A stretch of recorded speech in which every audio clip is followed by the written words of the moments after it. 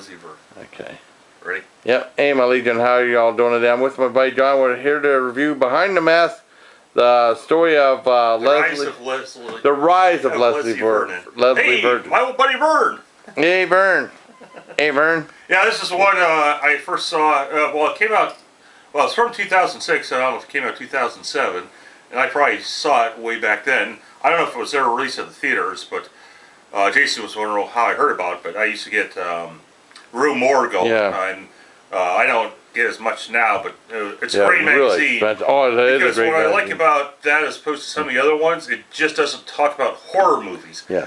It talks about different media of horror. So it's like you have movies, books, music, video games, painting, like different styles, like art, sculptures, all that stuff. Comic books. It's called, I think, what's a comic book section called? Like Blood in Four Colors. Yeah. And so I like that. It's not just film or film and TV. It's just about any medium. They have radio, like, oh, I find out Doctor Who's been on the radio for years, and they're, a time period where it wasn't on TV, they're still doing radio plays of Doctor Who. It's like, oh, that's fantastic. And,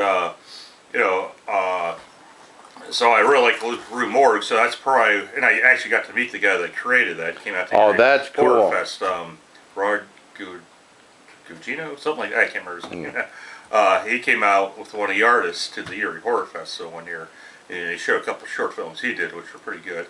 And so that's probably how I heard of this movie. And we're flipping through. We're gonna watch something on DVD, but then it was crapping out. So I said, oh, we decided to go on Amazon Prime and watch. Oh yeah, they got a lot of stuff. I flipped through, and I'm like, oh, have you ever seen that? I never saw that. Yeah, because we watched the one movie that we also did a review. The Hell House LLC. Yeah. And Jason had never seen that one. And it's like if you guys have ever seen, I believe it was a French movie, Man Bites Dog, about this journalist, reporter, camera crew, whatever, follows this killer that goes around and shooting people and killing them and stuff. And so this is kind of similar, where it's a documentary, or a journalist and a film crew go to follow the next big serial killer. It's like supposes that the world of Michael Myers and Jason Voorhees and Freddy Krueger are real, and this Leslie Vernon's going to be the next one of them. And it's also it's kind of a parody of horror movies too. Yeah. Like one thing I always point out is how he's working out and stuff. Well, this working out. And he talks about you got to be in shape, especially when you're chasing after people and they're running, but you got to make it look like you're walking. Yeah. You can catch up to them. Yeah, real easy. So it's kind of a parody, and it kind of explores different things. Like, because you ever watch a horror movie, like, what? They're running away. How does the killer catch him when he's just walking? No. Well, he just looks like he's watching, and it takes great conditioning to accomplish that. To look like you're walking, but you're moving a lot faster. So it's a bit of a parody of that, and it has decent cast. I was just looking up one girl. She was in the original, the main girl, the journalist. She's in the original Home Alone. That's cool. The mentor to Leslie is what was his name again? The character's name? But he's from The Walking Dead. Oh God, I can't remember his name, but I mean the guy who played the farmer in The Walking Dead. I'll look it up right. Zelda Rubinstein's in it too, who's iconic, and so is Robert. Yeah, Englund. from Poltergeist. Poltergeist. And Robert Englund, of course, Freddy Krueger. Yeah. Go ahead, you start talking. Oh, and Zelda Rubinstein was also in a movie called, what was it, Anguish? I think it was Anguish. That was a great movie too. I saw Herschel. Herschel. Yeah, every time I hear Herschel, I think Herschel Gordon Lewis, and that definitely ain't him. But I mean Herschel, he played the farmer in Walking Dead.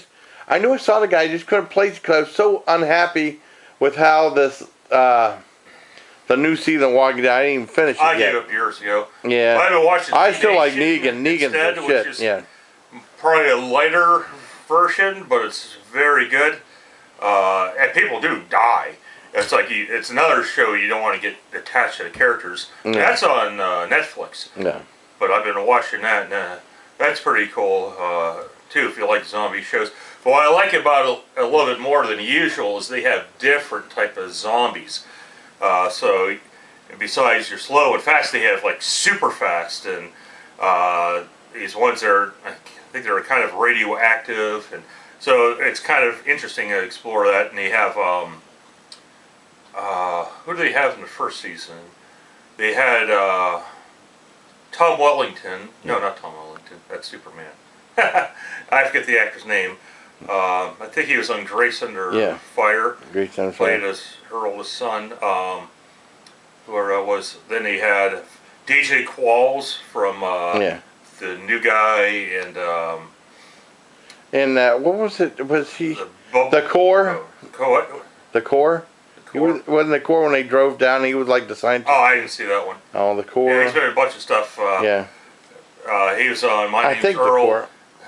But he's in that. He's always pretty good. And then who's the other character I wanted to mention? Now I forgot. There's so much. The one guy from played the leader of the Mayans in Sons of Anarchy's in that show. Oh, cool. Yeah. Well, there's so many. I mean, and I did have a subscription to Room Work from 2003, 2004. And as much as I said about the horror thing, my mother bought that for me, believe it or not. Amber's going to faint when she hears that. But no, it was like $68. I mean, but I think that was the last time I got a magazine, because I remember going to Hot Tub, like, these magazines get too damn expensive, like $10 for a thing of Fangoria. It's insane. Of course, we're old, so. Yeah, it's I mean, we used to be a couple bucks. I saw it was at the Papa Rob's video store. Yeah. Which they're the ones behind the Eerie Horror Film Festival. But, and that's where I think I first saw it, and that's where I'm like, let me check this out, because, Famous Monsters was ceased to be at that time. Yeah, that was a great back. And Fangoria was alright, but I'm like, I'll check this out. Yeah, back then, it was only every other month. Yeah, then it became monthly. Now I think it's back to every other month. Okay, when I got a subscription, it was every 2 months. I was actually in one of the issues. I wrote a letter, and it was right above a porn star, Alicia. Can't remember her name, Felicia Fox or something like that. Huh. And I was right above a porn. I was talking about why they didn't review. They had the music reviews. Why didn't they bother to review Cannibal Corpse's Wretched Spawn? I remember showing a couple people at a family reunion. I showed my Uncle Ed. He just looked at me and walked away. My family hates horror. Not my sister, but she's not really that big into it. But like I said in the video, my family usually hates horror. But some people who supported me thought it was cool I got published. Okay. But I had as far as magazine goes, I gave up magazines. But I did see the very last issue of WWE magazine in Walmart in the checkout line, and I picked it up, I put it back down. I regret not getting that, because it was the final episode. Final issue. I regret not getting the one issue of Famous Monsters, because it had like a kind of a gross-looking cover. I was young back then. Oh, yeah, it was still when you were a kid. That's gross. I don't want to get that. And then like a couple years later, when he showed like the back issues, he saw a thing was worth like $60. Yeah. And I'm like, and my brother's like, why didn't you buy them? I'm like, it was kind of gross. Yeah, I was like, it was weird though. Because I forget how old I was. Yeah. I think it was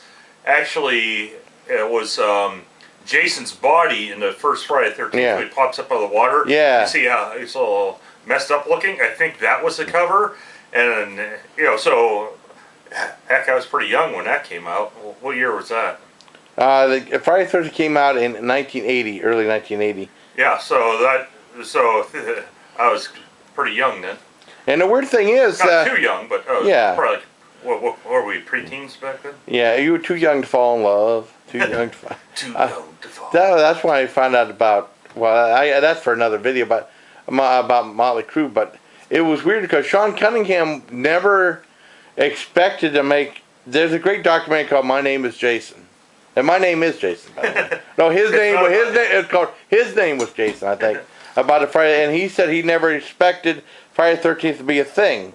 He expected to have like a show that probably he was selling to the TV show, TV networks about soccer or something like that. And then he just wanted something to tide you over, like Creep Show. That was 2 years later. And then they decided to make this movie, this low-budget pot boiler, and that became a huge hit. And he's like, heck with that soccer thing, let's focus on this, and made him a ton of money.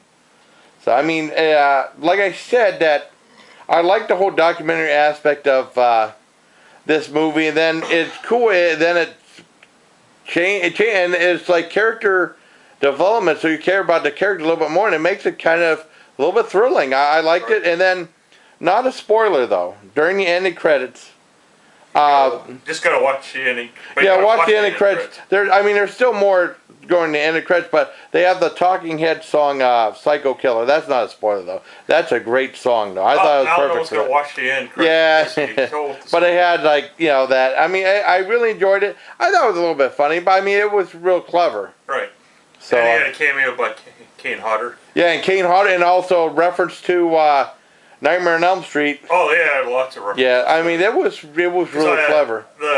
What is trivia said something about the name of the one bar someone standing next to a sign was the name of the bar on a pack of matches that Loomis had in Halloween.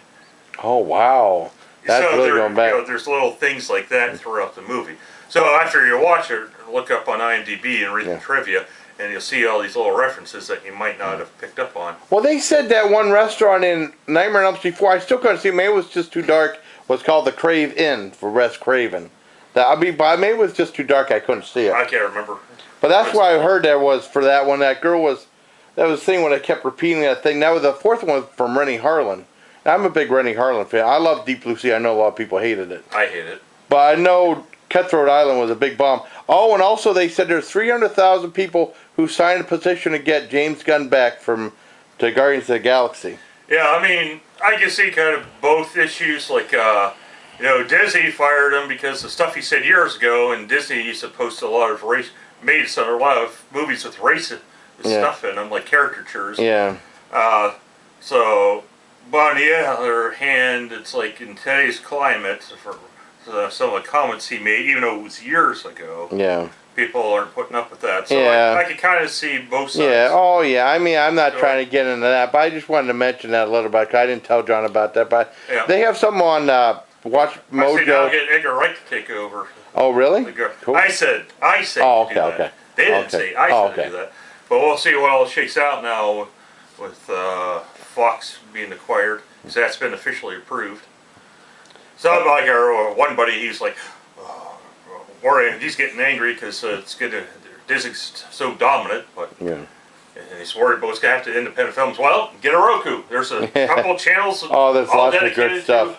Lots of great stuff. Yeah. Go online. You can find there's websites dedicated just to independent films. Now, if I had the money, and feel free if you have the money out there to steal this idea, I would actually start up a paid service where, not like Netflix where you pay a monthly fee, but where like the old rental days, and you'd have movies that have never gotten any type of a deal, any distribution, and then I have it real cheap. So per half hour, you might pay like 25 cents. So if it's under 30 minutes, you pay 25 cents for that short. If it's between 30 minutes and an hour, you pay 50 cents. So you make it cheap, but then like all the money would go to the filmmakers, so they could put that towards their next film. But you make it cheap enough because so people would actually, I'll spend a quarter on a cheap movie that may or may not be good. Yeah, because there's so many independent films made out there, and then people don't get to see. And some of them are really good, like we've seen for the Horror Fest and stuff. Oh, yeah. There's like thousands of movies made around the world every year, and you're not going to see probably 90% of them. Like that Under the Apple Tree, that was brilliant. Yeah. That's claymation. I really enjoyed this movie. I like the behind the mask stuff, behind the music. That's an old MTV reference. VH1 reference. And because it was the same thing now. Well, they don't show videos anymore, so it's like they have like other channels like VH1 Classic that shows videos and stuff now, but I don't even know if they do anymore. So I really like the movie. I give it a 9.5 out of 10 for Behind the Mask, Rise of Leslie Vernon. I almost said John Vernon. Leslie Vernon. That'd be fun. Yeah. Oh yeah. So is is that it for you, buddy? That's it for me. Okay. So until next. So until next time, bye, please. Camera Legion for a 15-minute review. All right. Take care, everybody. All right.